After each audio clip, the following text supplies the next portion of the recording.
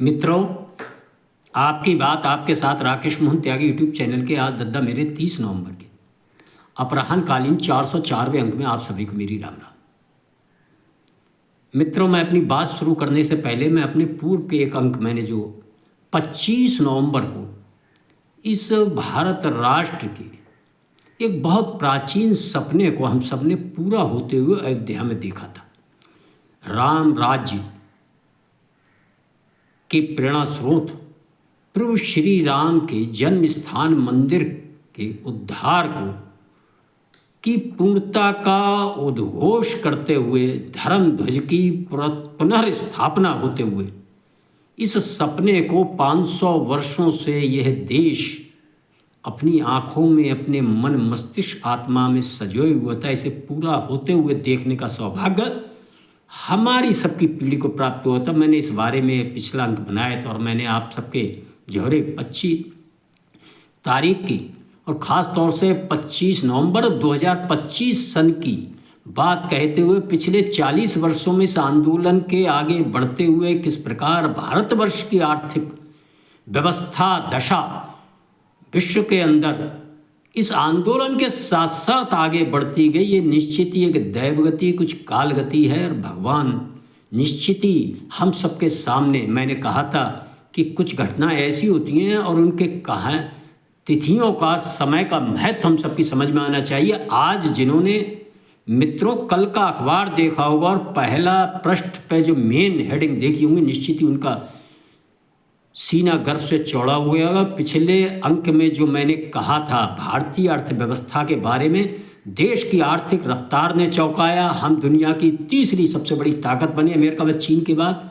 अभी कुछ दिन पहले तक अमेरिका के राष्ट्रपति ट्रंप ने भारत की अर्थव्यवस्था को डेड इकोनॉमी बताया था और एक टैरिफ लगाकर ऐसा चाहते कि भारत एक साथ घुटनों के बल आ जाएगा, भारत हमारे सामने हाथ जोड़े खड़ा होगा और हम भारत को मन माने तरीके से अपने हितों के लिए उसको चला पाएंगे। मित्रों, आज जो ट्रंप की ने तथाकथित डेड इकोनॉमी के बारे में भारत को किस जोड़ा था, किस प्रकार भारत डेड इकोनॉमी से डैडी इकोनॉमी बन रहा है। आज के इस अंक का जो शीर्षक है, मैं इस पर आप सबको बात करना चाहूँगा और मैं चाहूँगा कि आप सब महसूस करें कि कैसे कालगति और प्रभु ने इस देश के भाग्य और दुर्भाग्य को प्रभु श्री राम मंदिर और राम राज्य के साथ जोड़ रखा है। इधर ज्यों ही प्रभु श्री राम मंदिर निर्माण के कार्य की पूर्णता वाला कार्यक्रम 25 नवंबर को पूर्ण हुआ और आप देखें कि 29-28 नवंबर 2-3-4 दिन के अंदर ही भारत ने विश्व के अंदर एक बहुत बड़ी चुनौती को, तीसरी एक विश्व के अंदर अमेरिका और चीन के बाद अपनी स्थिति और तीसरी स्थिति पर अपना दावा ठोक दिया है।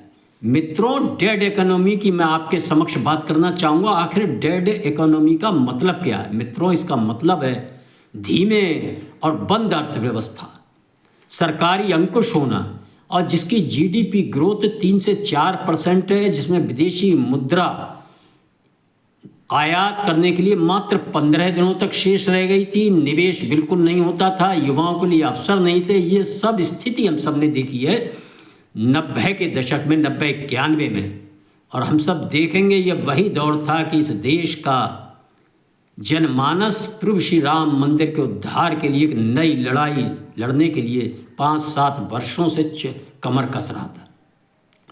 और मित्रों, हम सब ने देखा है कि 91 के अंदर नरसिंह राव की सरकार ने 91 से 14 के बीच जो एक दौर आया था, उसमें आर्थिक सुधारों से अपना नाता जोड़ा था और भारत को जगाया था आर्थिक सुधारों ने। मित्रों, लाइसेंस राज खत्म हुआ था और निजीकरण, विदेशी निवेश को अनुमति मिली थी, आईटी सेक्टर में क्रांति हुई थी और एक सर्विस सेक्टर एक नया भारतवर्ष में उभरा था।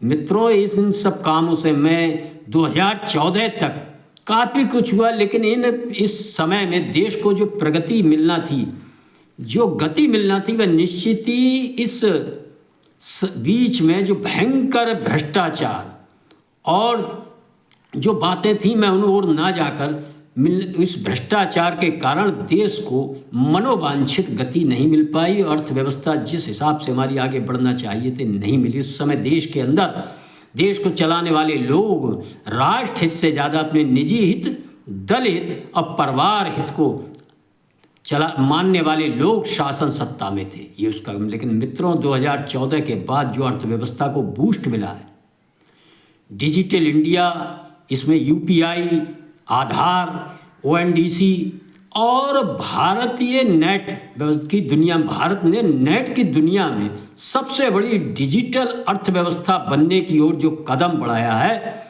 ये हम सब ने देखा 2014 के बाद भारत की प्रगति में बहुत बड़ा आधार है।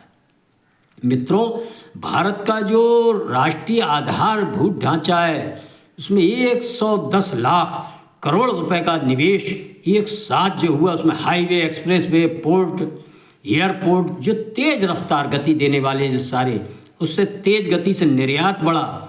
और मेक इन इंडिया, मोबाइल और इलेक्ट्रॉनिक्स क्षेत्र खासतौर से, और सेमीकंडक्टर के क्षेत्र में भी भारत आप देखेंगे खासतौर से 2019 के बाद एक उभरता हुआ विश्व के अंदर हब बन रहा है।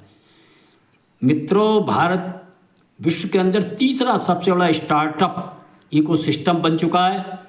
और ये जो सारी उन्नति जो आप देख रहे हैं कि भारत के जो आम आदमी है, जो यहाँ की जनसंख्या है, और जो खास तौर से यहाँ जो खरीदार है वह युवा वर्ग की बहुत बड़ी वो है, उसने जमकर खर्च किया। और जो अर्थव्यवस्था की गति 6.4 अनुमानित की जा रही, बढ़कर वह 7.9 और अनुमान व्यक्त किया जा रहा है कि ये 8% से ऊपर पहुंचने वाली है। ये विश्व के अंदर किसी भी देश में, चाहे कोई देश हो, सबसे बड़ी एक ये जो जीडीपी है ये निकल कर आ रही है। भारत इसमें सबसे आगे है। मित्रों, इन सब में युवा जनसंख्या का योगदान और गति और ऊर्जा, खासतौर से सौर ऊर्जा, हरित ऊर्जा और विशाल मार्केट, इन तीनों ने एक त्रिशूल का रूप धारण कर भारत को ट्रंप के कथानुसार डेड इकोनॉमी से आज बहुत शीघ्र ही डैडी इकोनॉमी, विश्व में भारत अब अपने इकोनॉमी के आधार पर, अर्थव्यवस्था के आधार पर डैडी की भूमिका निभाने की ओर तेजी से आगे बढ़ चला है।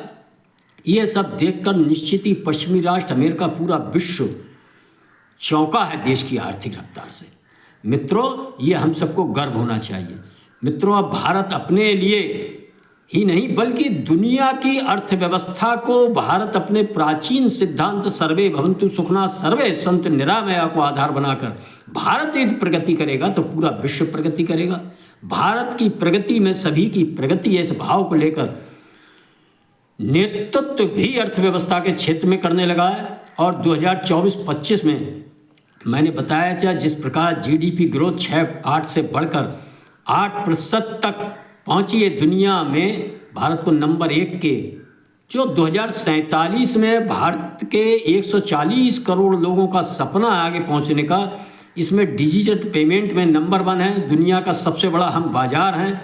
और आज डिफेंस, जो रक्षा आयात करने वाले हम सबसे बड़े देश हुआ करते थे, मित्रों आज रक्षा उत्पाद के क्षेत्र में भी हम निर्यात करने वाले देश बन रहे हैं। स्पेस, एआई और सेमीकंडक्टर, ये हमारे भविष्य के क्षेत्र हैं जिनमें हम धीरे धीरे हब बनते जा रहे हैं। मित्रों, इन सब चीज़ों को जब हम देखेंगे तो हमारी समझ में आएगा कि भारत अब विकास मांगने वाला देश नहीं, विकास डिफाइन करने वाला देश बन रहा है। मित्रों, यही तो है डैड से डैडी बनने की कहानी।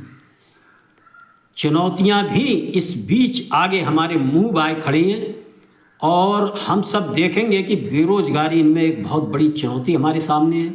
जिस प्रकार के रोजगार इस भारत की उन्नति में नए नए निकल रहे हैं, इसमें जिस प्रकार के स्किल युक्त युवा हाथ चाहिए, उसमें एक बहुत बड़ा गैप है। इस गैप को निश्चित ही कम करने की आवश्यकता है और हमारे युवाओं को खास तौर से तकनीकी दक्षता तेजी से प्राप्त करनी होगी। हमारे किसानों को कृषि क्षेत्र में आगे बढ़ने के लिए, नवीन कृषि नीति को अपनाने के लिए अपने को बहुत तेजी से बदलना होगा।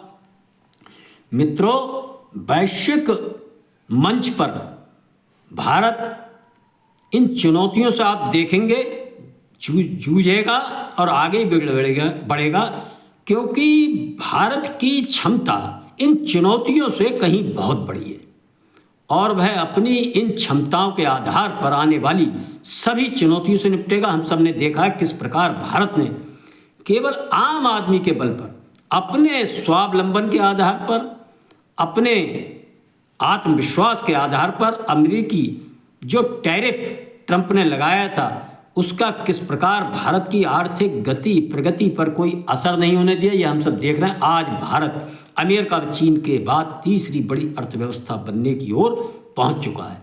मित्रों, ये सब चीज़ देखकर निश्चित ही हम सबको गौरव का अनुभव होना चाहिए। मित्रों, मेरा आप सबसे कहना है कि लगातार जो मैं आपको बात बताऊं, जो देश स्वाभिमान के साथ अपने प्राचीन गौरव पे गर्व करना सीखता है और शर्म झिझक से छोड़कर आत्मविश्वास के साथ आगे बढ़ता है, वह घटनाक्रम आप इस 25 नवंबर और आज 30 नवंबर के बीच आप देखेंगे तो मेरी बात को आप समझ पाएंगे कि भारत क्यों आखिर डेड इकोनॉमी से धीरे धीरे टेडी इकोनॉमी बनने की ओर है। और आगे आने वाले समय में हम सब देखेंगे प्रभु की कालगति कुछ ऐसी कि हम सब 140 करोड़ देशवासियों का जो सपना भारत माता को परम वैभव पर पहुंचाने का विश्व गुरु की भूमिका में भारत पूर्व की भांति अपनी भूमिका निभा सके, इस ओर आगे बढ़ते हुए देखेंगे। आप सबने सुना, इसके लिए धन्यवाद। मेरा अनुरोध है, यदि ये अंक मेरे पसंद आते हैं लाइक करें, शेयर करें, चैनल को भारत माता की जय बोलकर सब्सक्राइब भी करें। जय श्री राम, जय श्री वाल्मीकि भगवान,